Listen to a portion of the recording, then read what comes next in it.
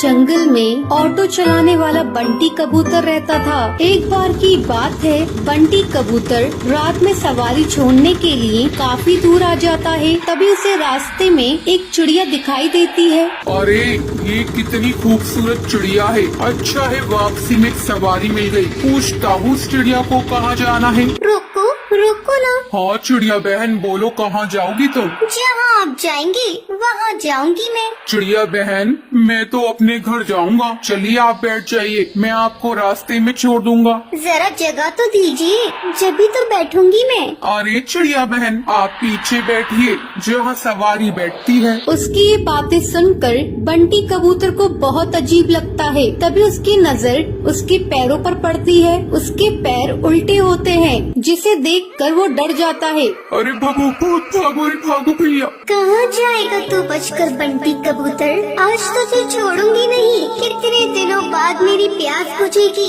इस रास्ते पर कोई आता भी नहीं था, अब तू आया है मेरा शिकार। तभी टूनी चिड़िया की आत्मा अपने असली रूप में आ जाती है। वो जोर जोर से हंसने लगती है। कभी वो गायब हो जाती, कभी सामने आ जाती। बंटी कबूतर डर के मारे तेजी से अपना ऑटो भगाता है। वो शीशे में देखता है आत्मा उसका पीछा नहीं कर रही है। वो जंगल के ऑटो स्टैंड पर अपना ऑटो रोकता है। वहीं उसका दोस्त कालू कौवा खड़ा होता है। क्या हुआ बंटी कबूतर, तू इतना घबराया हुआ क्यों है? बंटी कबूतर कालू कौवे को सारी बात बताता है। अरे पागल, इतना सुनहरा मौका हाथ से निकाल दिया तूने। उस चिड़िया की आत्मा का एक पंख तोड़ लेता, वो तेरी गुलाम बन जाती। अरे भाई माफ कर मुझे, मेरी जान बच गई, आज वो ही काफी है मेरे लिए। ये कहकर बंटी कबूतर वहाँ से चला जाता है। कालू कौवा अपने मन में सोचता है, ये तो डरपोक पागल है, इतना सुनहरा मौका गवा दिया। ये पूरे जंगल पे राज करता। चलो कोई नहीं, कल रात में उस जगह जाऊंगा और उस भूतिया चिड़िया का पंख तोड़कर ले आऊंगा।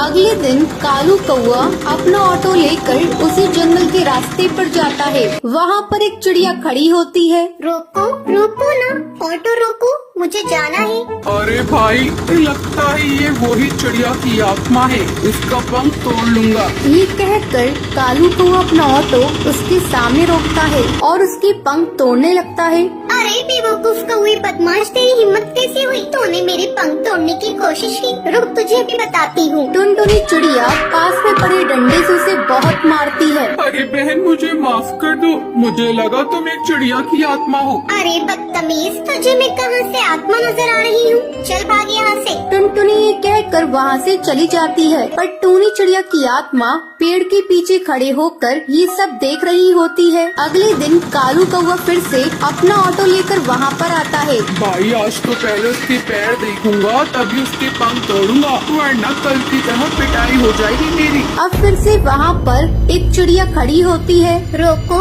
रोको ना ऑटो, मुझे जाना है। कालू कौवा उसके पैर देखता है, उसके पैर उल्टे होते हैं। जैसे ही कालू कौवा उसके पंख तोड़ने वाला होता है, तभी टूनी चिड़िया की आत्मा अपने असली रूप में आ जाती है। डरावनी आवाज़ें सुनाई देती है।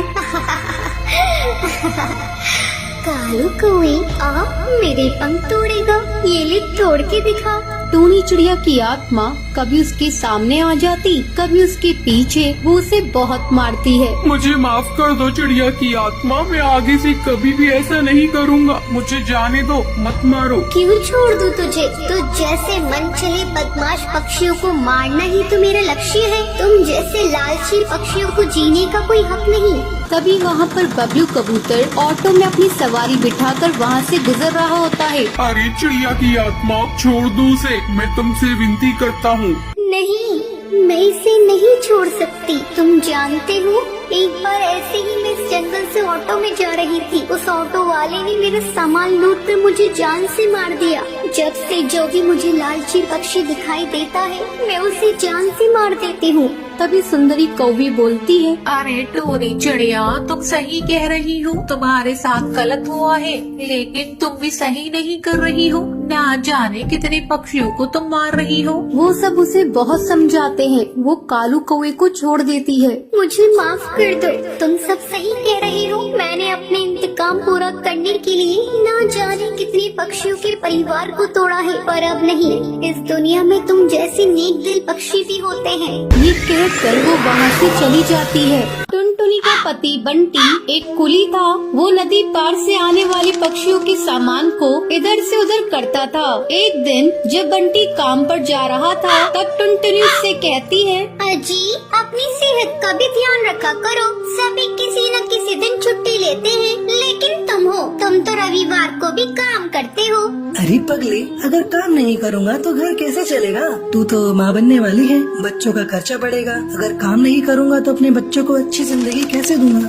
आपसे तो बात करना ही बेकार है। ये लीजिए पोटली, इसमें मैंने रोटी और चावल रख दिए हैं, समय से खा लीजिएगा। नहीं टुनटुनी, आज मेरी तबीयत कुछ सही नहीं लग रही है। कुछ भी खाने का मन नहीं कर रहा है। काम से आऊँगा तो खा लूँगा। बंटी बिना खाना लिए काम पर चला जाता है। टुनटुनी को क्या पता था कि बंटी से उसकी ये मुलाकात आखिरी थी। उधर बंटी बेहोश होकर बहती नदी में गिर जाता है और वहीं डूबकर मर जाता है। टुनटुनी भागी भागी अस्पताल जाती है।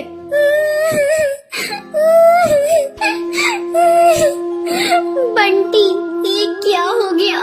सब कुछ एक पल में खत्म हो गया। अब ये बच्चा किसे अपना पापा कहेगा? मैं तुम्हें कई बार समझा रही थी, अपनी सेहत का ध्यान रखो, लेकिन तुम तो मेरी बात मानते ही नहीं। अब मैं क्या करूं बंटी?